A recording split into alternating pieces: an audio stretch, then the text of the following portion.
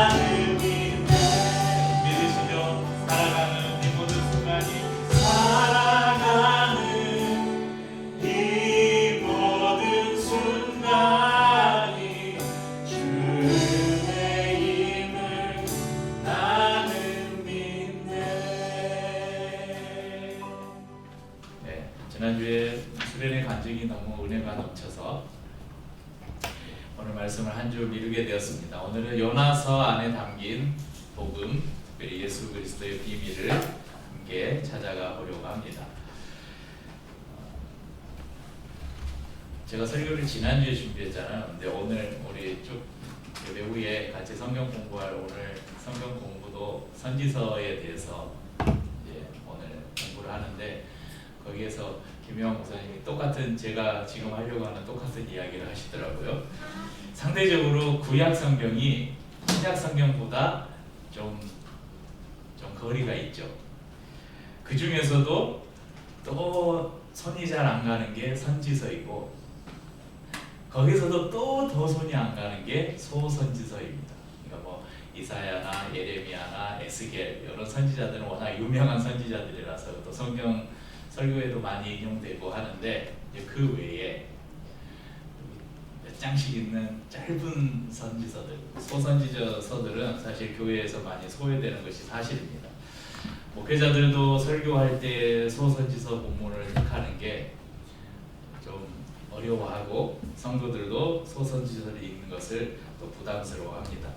그런데 그 중에서 아주 특이하게 이렇게 우리가 그 거리감이 있는 선지서들 중에 그리고 소선지서 중에 우리에게 아주 친근한 선지서가 하나 있어요. 그게 요나서입니다.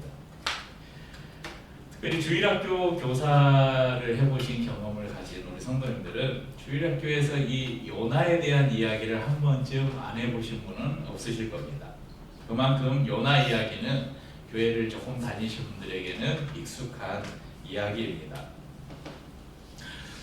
요나 하면 떠오르는 단어, 요나 하면 떠오르는 거 한번 하나씩 이야기해 보시겠어요? 요나. 네? 물고기. 네? 불순종. 회개. 뭐라고요? 강낭풀. 지금 진짜 제가 써놓은 거 다 나왔어요. 제가 뭘 썼냐면 이제 니느웨, 다시스 이제 지역인데 그 다음에 고래, 큰 물고기, 사흘 밤낮, 회개, 박넝쿨 저도 여러 걸 하고 써봤는데 그런 이야기들을 똑같이 해주셨습니다. 그래서 여러 단어들을 이렇게 연결해서 요나서의 이야기를 간단하게 설명해 보지만 하나님께서 요나를 불러서 요나는 이스라엘의 선지자입니다. 요나를 불러서 야 저기 니느웨로 가서 심판의 메시지를 전하라. 그러니까 요나가 불순종해서 니느웨로 안 가고 다시스로 가다가 하나님이 풍랑을 일으켜서 바다에 던져졌다가 물고기 밥이 됐다가 거기서 회개하니까 하나님이 다시 육지로 뱉어가지고 다시 니느웨로 가서 말씀을 전했다. 그런데 니느웨를 용서하시니까 막 열받아가지고 하나님께 대들다가 박넝쿨을 주니까 좋다가 또 박넝쿨이 마르니까 막 또 열내다가 이야기가 끝나요. 그런 이야기인데 이런 이야기를 보면서 어떤 성경학자들은 요나가 실존 인물이 아니고 요나서의 이야기가 역사적 거기 보면 요나서에는 뭐 1장과 3장 그리고 2장과 4장이 아주 거의 비슷하게 대칭 구조로 되어 있고 특별히 2장과 4장에는 굉장히 과장법들이 있어요. 큰 물고기가 사람을 삼킨다 막 이런 거 있잖아요. 또 니느웨가 사흘 길이다. 그러니까 역사적들은 사람이 사흘 동안 걸어야 될 만큼 당시에는 큰 대도시는 없었대요. 그러니까 지금도 그렇잖아요. 우리 걸음으로 3일을 걸어야 다 돌 수 있는 도시가 몇 개나 있겠어요. 지금 이 시대에. 네, 고대 근동에 그런 도시는 없었어요. 그러니까 어느 정도 이 과장법들이 기록돼 있다. 그렇게 이야기합니다. 그래서 이게 좀 그런 걸 바탕으로 해서 이 요나서는 역사적인 사건이 아니라 게 지어낸 이야기 아니냐 이렇게 이야기합니다. 그런데 요나서 1장 1절에 보면 요나를 누구라고 소개하고 있습니까? 여호와의 말씀이 아미떼의 아들 요나에게 임하니라 이렇게 기록되어 있잖아요. 근데 이 인물이 아미떼라는 인물이 실존했던 인물인 것을 다른 성경에서 증명을 해주고 있습니다. 여러분 열왕기하 14장 25절 말씀을 함께 보겠습니다. 이스라엘의 하나님 여호와께서 그의 종 가드 헤벨 아미떼의 아들 선지자 요나를 통하여 하신 말씀과 같이 여로보암이 이스라엘 영토를 회복하되 하맛 어귀에서부터 아라바 바다까지 하였으니. 이 말씀에 보면 이 가드 헤벨 지역 이름입니다. 스불론 지파의 땅입니다. 가드 헤벨 지역에 사는 아미떼라는 사람의 아들, 그가 누구냐? 요나라고 이 열왕기 하에도 요나를 구체적으로 소개하고 있습니다. 그러니까 이 요나서는 요나라는 인물이 가상의 인물이거나 요나서에 기록된 사건이 가상, 지어낸 이야기가 아니라는 것을 우리가 알 수 있습니다. 자, 요나 선지자를 처음 들어보는 성도님이 계실지 모르니까 요나 이야기를 아까도 설명했지만 조금 더 구체적으로 말씀을 드려보겠습니다. 참고로 요나서는 지난주에 말씀드린 것처럼 구약 성경 속의 복음서다. 우리가 복음서는 마태, 마가, 누가, 요한을 복음서라고 하죠. 예수 그리스도의 그 삶과 그분이 선포한 하나님의 나라를 기록한 책이 예수님의 일생과 그분의 메시지를 기록한 책이 복음서잖아요. 그런데 이 복음서가 신약에 있는데 구약에도 이 같은 복음서가 있다. 그 성경이 바로 요나서다. 그렇게 이야기합니다. 1장 2절을 보면 하나님께서 요나에게 나타나셔서 너는 저 큰 성읍 니느웨에 가서 그것을 쳐서 외치라 이렇게 명령하십니다. 선지자로서 하나님으로부터 사명을 받은 거예요. 선지자가 누구입니까? 선지자가 뭐 하는 사람이에요? 하나님의 말씀을 받아서 그 말씀을 그대로 대언하는 사람, 전달하는 사람을 선지자라고 이야기합니다. 그런데 하나님의 명령을 받은 이 요나가 어디로 가요? 니느웨로 가지 않고 니느웨의 정반대편인 스페인의 서남부, 스페인 저 끝에 있는 다시스라는 도시로 가려고 요빠로, 항구 도시인 요빠로 내려갑니다. 지도를 한번 보시죠. 네, 여기 이스라엘, 그 옆에 이제 요빠는 배를, 요빠에서 배를 타고 저 위에 보면 니느웨인데 저 반대 저 바다 끝에 저기 지금 스페인의 끄트머리예요. 다시스로 도망을 합니다. 여러분, 일개 시민도 아니고 어떻게 하나님의 부르심을 받은 선지자가 하나님의 명령을 거부하고 어떻게 도망을 할 수 있는가? 여러분, 상상이 안 되잖아요. 이해할 수 없는 일입니다. 그런데 요나의 행동을, 요나의 이런 행동을 우리가 이해하려면 당시의 시대적 배경을 우리가 이해를 해야 됩니다.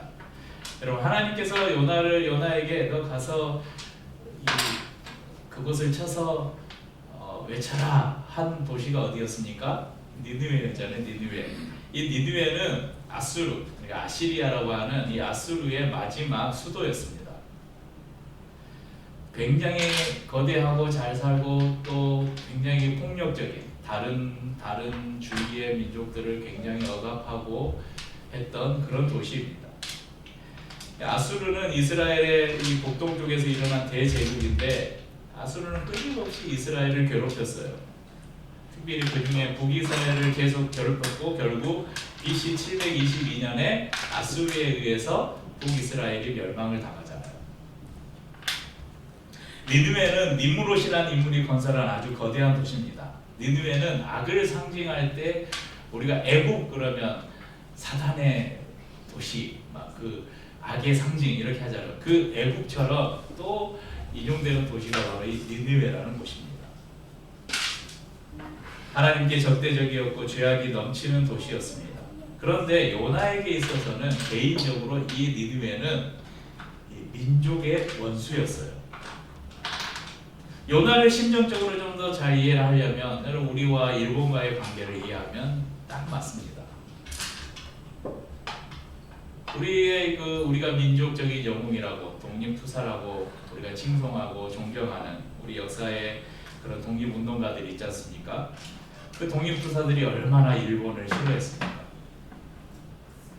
어제 그 슬기자매 공연에도 그 대한이 살았다라는 그 뒤에 영상에 그 유관순 영화였는데, 네, 아무튼 한거 그런 영화에 그 장면들을 보면서 얼마나 굉장히 감동적이었잖아요. 그 유관순 열사의 모습을 우리가 봤는데 일본을 민족의 원수를 여겼기 때문에 많은 사람들이 그 자기의 생명을 던져서 도시락 폭탄을 만들어서 던지기도 하고 항일운동을 펼치고 대한독립 만세를 외쳤던 것이죠.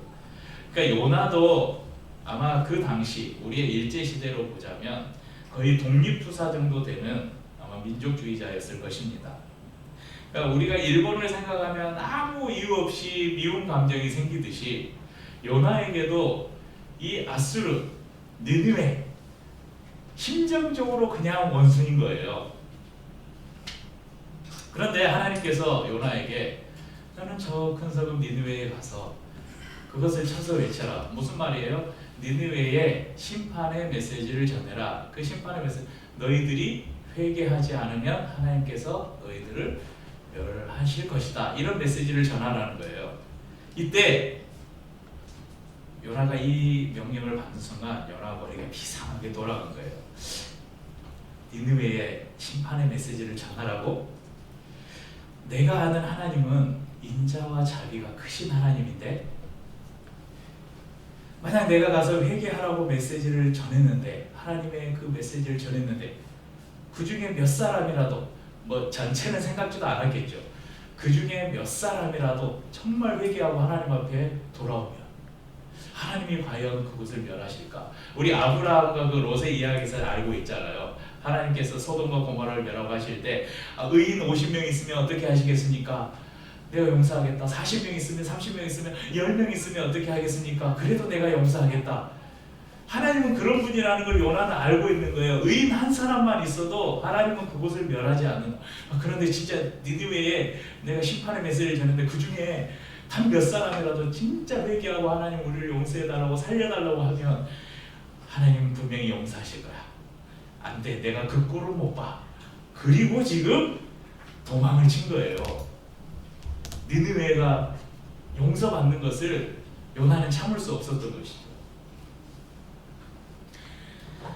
하나님은 요나를 돌이키기 위해서 다시스로 도망하는 요나가 탄 배에 풍랑을 일으킵니다.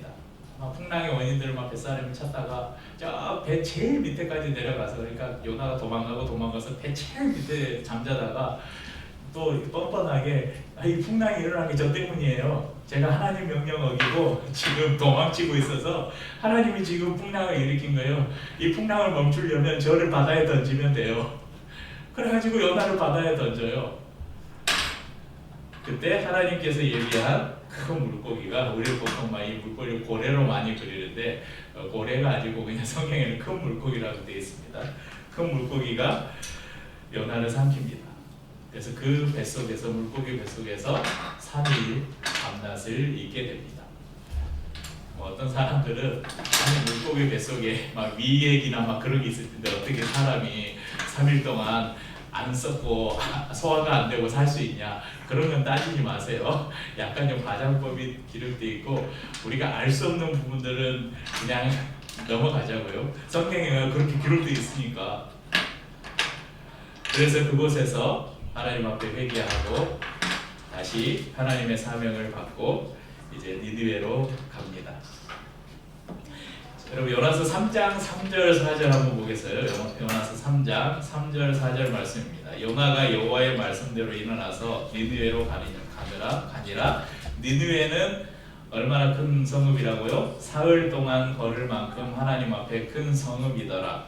그런데 그 성읍을 요나가 그 성읍에 들어가서 하루 동안 다니며 외쳐 이르되 40일이 지나면 니느웨가 무너지리라 하였더니, 이제 상상력을 한번 동원해 봅시다.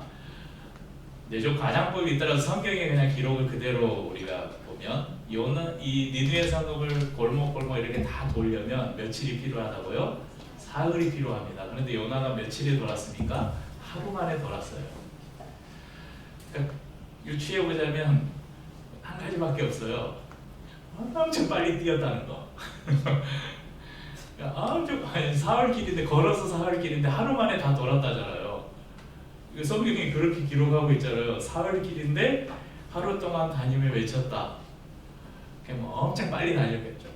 그래서 다니면서 막 달리면서 40일이 지나면 니느웨가 멸망한다 막 이렇게 외치고 다니는 거예요. 그러니까 누가 슉 지나가는데 40일이 그 다음 저기 있던 사람이 지나려! 저기 있던 사람이 니네가! 그래서 이게 무슨 말이야? 그래서 사람들이 모여서 야 뭐래? 이상한 사람이 와서 뛰어다니는데 뭐래? 내가 들었는데 40일이라고 하던데 나는 지나면 들었는데 니느웨가 멸망한대. 하나님이 40일 후에 니느웨를 멸망시키신대요. 근데 요나가 우려했던 일이 일어나고 말았어요. 3장 5절 말씀 보십시오. 모든 사람이 하나님을 믿고 금식을 선포하고 굵은 배를 입고 왕까지 베옷을 입고 사람뿐만 아니라 짐승도 금식을 했어요. 어디서 경험해보지 못한 놀라운 회개가 일어납니다. 그리고 힘써 여호와께 부르짖습니다. 우리를 용서해달라고. 그러자 하나님은 진노를 거두시고 니느웨를 용서하셨습니다. 그러니까 요나서가 3장에서 이렇게 딱 끝나버렸으면 우리에게 주는 교훈은 불순종하다가는 물고기 밥 된다 뭐 이런 교훈 하나, 그 다음에 하나님은 회개하면 용서해 주신다 뭐 이런 정도의 교훈만 얻을 수 있었겠죠. 그런데 우리에게 요나서가 의미 있는 이유, 요나서를 구약 속의 복음이라고 한 이유가 4장에가 기록되어 있습니다. 4장 1절에서 3절에 보면 요나가 하나님 앞에 분노하는 장면이 기록되어 있습니다. 왜 하나님께서는 요나 이 니느웨를 심판하시겠다고 하셨으면서 그래서 내가 이 사흘길을 새가 빠지도록 달려서 이 심판의 메시지를 전하는데 왜 멸망 안 시키냐고, 왜 저 악독한 저 죄악이 가득 찬 이 니느웨를 용서하시냐고 하나님께 대듭니다. 이때 하나님께서는 한 사건을 통해 요나에게 하나님의 진짜 마음, 하나님의 본심이 무엇인지를 보여주시는데 그것이 바로 박넝쿨 사건입니다. 요나가 성읍 밖 동쪽에 자리를 잡고 이제 니느웨가 어떻게 되나 보라. 소돔과 고모라처럼 분명히 하늘에서 막 유황불이 떨어져서 저 도시가 다 멸망하겠지 하고 쳐다보는데 아무 일도 일어나지 않아요. 그런데 막 햇빛이 내리쬐요. 고대 운동이 낮에 얼마나 낮에는 거의 밖에서 활동을 할 수 없을 정도로 뜨거운 햇빛이 내리쬐잖아요. 박넝쿨이 하나 나와서 그늘을 만들어줍니다. 요즘에 날씨 진짜 덥잖아요. 아마 최악의 무더위인 것 같아요. 저희 옥상에 이제 현관문을 딱 열고 옥상 계단 문까지 나오는 그 몇 걸음 옥상이 얼마나 뜨거운지 한낮에는 잠깐도 서 있기가 힘들어요. 그러니까 아마 그거보다 더 뜨거웠을 거예요. 그런데 그늘에 딱 들어가면 그나마 습도만 높지 않으면 햇빛만 딱 피해도 굉장히 시원함을 느낍니다. 박넝쿨이 탁 나와서 가려주니까 요나가 살 것 같다. 그런데 다음날 새벽에 하나님께서 벌레를 예비하셔서, 그러니까 이 박넝쿨도 하나님이 이렇게 자라게 하셔서 가려줄 거고 다음날 벌레를 하나님께서 예비하셔서 박넝쿨을 다 갉아먹어 버렸어요.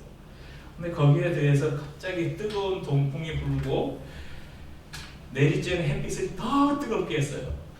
그러니까 요나가 미쳐버리겠는 거죠. 그 전날 박넝쿨 때문에 너무 기뻤거든요. 너무 좋다, 살 것 같다. 그런데 새벽에 그것이 벌레들이 다 갉아먹어서 없어져 버리고 햇빛은 더 뜨겁고 뜨거운 바람이 불어오니까, 그래서 9절 말씀을 보면, 여러분 4장 9절을 보겠습니다. 4장 9절에 보면 9절 하나님이 요나에게 이르시되 내가 이 박넝쿨로 말미암아 성내는 것이 어찌 옳으냐 하시니 그가 대답하되 내가 성내어 죽기까지 할지라도 옳으니이다 하니라. 그러니까 야 너가 왜 박넝쿨 때문에 그렇게 화를 내? 그러니까 내가 화를 내는 게 당연하죠. 그러면서 하나님께 여기 보면 뭐 2절에도 보면 여호와께 기도하이르되 여호와께서 내가 고국에 있을 때 이러하겠다고 말씀하시지 아니하였나이까. 그러므로 내가 빨리 다시스로 도망하여 싸우지. 주께서는 은혜로우시며 자비로우시며 노하기를 더디하시며 이내가 크시사 뜻을 돌이켜 재앙을 내리지 아니하시는 하나님인 줄을 내가 알았음이니이다. 그러니까 이미 요나는 그런 하나님인 걸 알고 있었어요. 그래서 니느웨를 용서할 것 같은 생각이 든 거예요. 그런데 하나님께서 진짜 용서하셨어요. 그러면 하나님의 성품을 깨닫고 하나님께서 그런 분이니까 니느웨를 용서하셨구나, 이런 마음을 가져야 될 텐데 어떻게 용서할 수 있냐고 그렇게 대들면서 또 막 거기에 막 아마 심리학자들이 요나의 심리를 좀 이렇게 분석을 해보면 아마 분노 조절 장애 이런 게 있지 않았을까. 하나님께 이 박넝쿨 하나 가지고 차라리 나 죽이라고 그렇게 하나님께 대드는 거예요. 차라리 사는 것보다 죽는 게 낫다고. 여러분, 이 선지자가 참 이런 모습이 이해가 되지 않지 않습니까? 그런데 오늘 저희가 읽었던 오늘의 말씀의 본문 10절 11절 이 말씀을 다시 한번 우리가 지금 쭉 나눴던 요나서의 이야기를 마음에 담으면서 10절 11절을 다시 한번 읽어보겠습니다. 여호와께서 이르시되 내가 수고도 아니하였고 재배도 아니하였고 하룻밤에 났다가 하룻밤에 말라버린 이 박넝쿨을 아꼈거든. 하물며 이 큰 성읍 니느웨에는 좌우를 분별하지 못하는 자가 12만여 명이요 가축도 많이 있나니 내가 어찌 아끼지 아니하겠느냐 하시니라. 요나서를 구약 속의 복음이라고 하는 이유가 바로 이 구절에 있습니다. 아무리 죄악이 차고 넘쳐서 하나님의 진노가 곧 임할 나라 또는 그런 죄인이라고 할지라도 하나님 앞에 진실로 회개하고 하나님께로 돌아가면 하나님은 내리려던 진노를 멈추시고 내리려던 재앙을 걷어가시는 분이라는 것을 보여주십니다. 그것이 예수 그리스도를 통해서 우리에게 보여주신 복음의 핵심입니다. 또한 이 말씀은 여러분 지금 니느웨는 이방 나라잖아요. 이방 나라에 하나님의 복음이 전해질 때 누구든지 복음을 듣고 회개하면 누구든지 구원하신다는 하나님의 뜻이 이 말씀 속에 담겨 있습니다. 요나는 이런 하나님의 마음에 대한 이해가 부족했던 선지자였습니다. 하나님은 자기 백성 이스라엘만 사랑하시는 분이라고 요나는 생각했어요.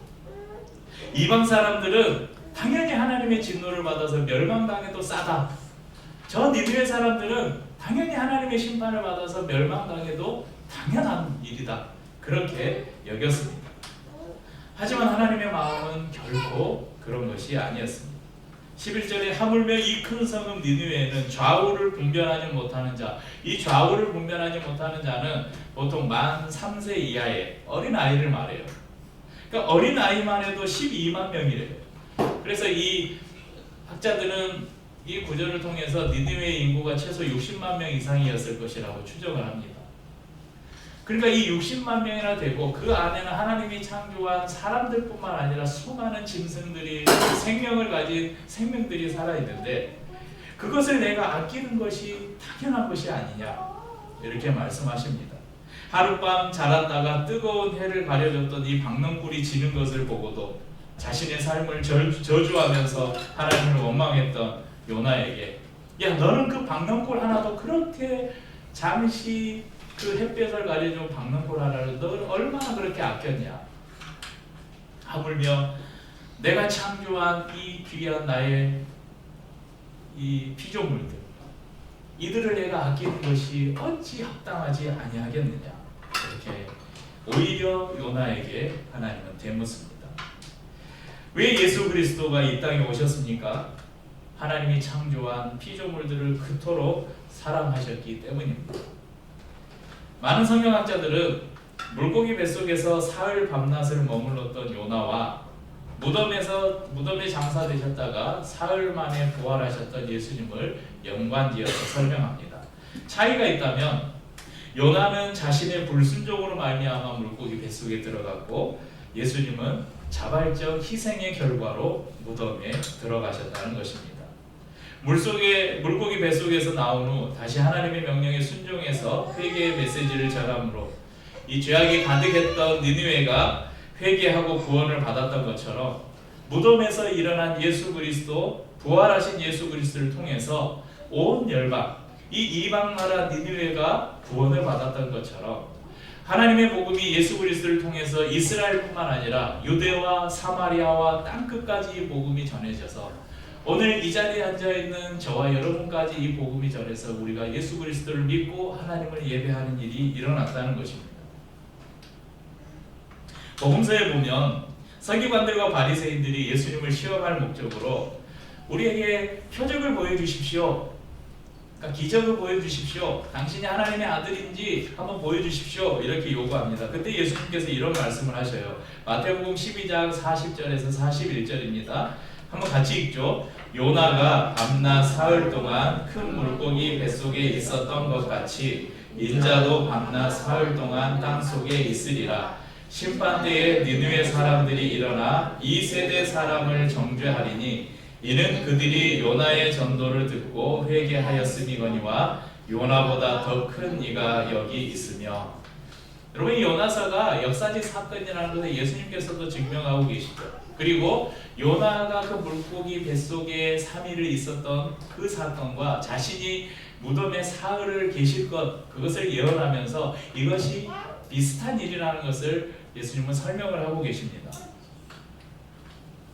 그러면서 서기관들과 바리새인들을 향해서 너희가 이방인들을 그렇게 개취급하면서 멸시하지, 구원은 이스라엘밖에 없다고 너희가 그렇게 자만하지, 그런데 요나서를 봐라, 니느웨 사람들을 봐라.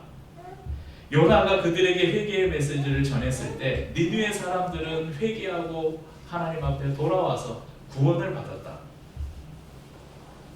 그런데 너희는 지금 무엇을 하고 있느냐?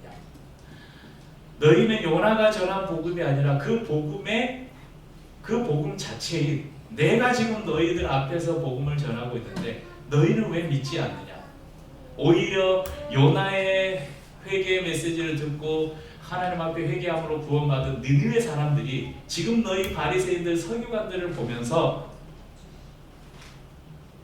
오히려 너희를 정죄할 것이다. 예수님이 말씀하신 마태복음 12장 말씀이 그런 말씀입니다. 그러니까 지금 예수님을 보고도 예수님의 말씀을 듣고도 회개하지 않는 이 이스라엘의 바리새인들 서기관들 종교 지도자들은 비록 그들의 혈통이 유대인일지라도 니느웨 이방 사람 니느웨 사람들보다 더 마음이 강팍한 사람들이라는 사실입니다. 하나님은 죄악이 차고 넘쳐 도저히 용서할 수 없어 심판해야겠다고 결심하셨으면서도 그 본심에는 회개하고 돌아왔으면 좋겠다, 그 마음이 담겨 있습니다. 저와 여러분이 구원받은 것도 이와 같은 하나님의 사랑의 결과입니다. 그리고 그 하나님께서 저와 우리 성도님들에게도 요나에게 맡기셨던 것처럼 하나님을 떠난 이들, 죄악 가운데 있는 이들에게 심판의 메시지와 함께 예수 그리스도를 통한 구원의 메시지를 우리에게 동시에 맡기셨습니다. 오늘도 우리 주위에는 하나님이 아끼시는 수많은 생명들이 있습니다. 하나님의 본심은 하나님을 알지 못하는 사람들, 심지어는 하나님을 저주하고 대적하는 자들을 심판하는 것이 아니라 어떻게 해서든지 그들을 돌이켜서 구원하려는 것입니다. 그것이 바로 복음이라는 것입니다. 지난주에 저희가 함께 불렀던 찬양, 그날이라는 찬양에 이런 가사가 있습니다. 누가 내게 부르짖어 저들을 구원케 할까? 누가 나를 위해 가서 나의 사랑을 전할까? 네, 이런 찬양을 딱 부르면 그 다음에 이제 우리가 이런 찬양을 부르죠. 주님 내가 여기 있사오니 나를 보내소서.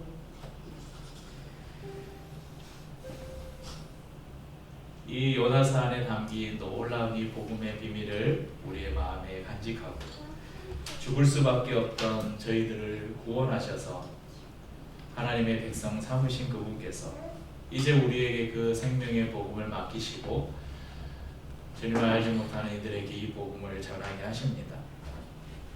우리의 삶을 통해서 주님을 나타내는, 복음을 나타내는 삶을 사는 저와 우리 성도님들 될 수 있기를 주의 이름으로 축복합니다.